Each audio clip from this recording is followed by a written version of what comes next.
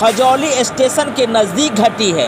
Khajauli station से जैसे ही गरीब रथ आगे बढ़ी वैसे ही गाड़ी का इंजन जो है डब्बों को छोड़ करके आगे बढ़ गई। घटना खजौली स्टेशन से थोड़ा आगे इनरवा गांव के नज़दीक घटी है।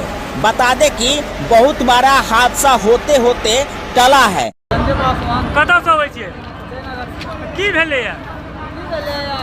हम सब बैठल छलियै, आवाज करके कैस के। हाँ हमरा सब मालूम पड़ले जे इंजन आगे भाग गेलै, बगा पीछे में है। हाँ बस इतने पता है।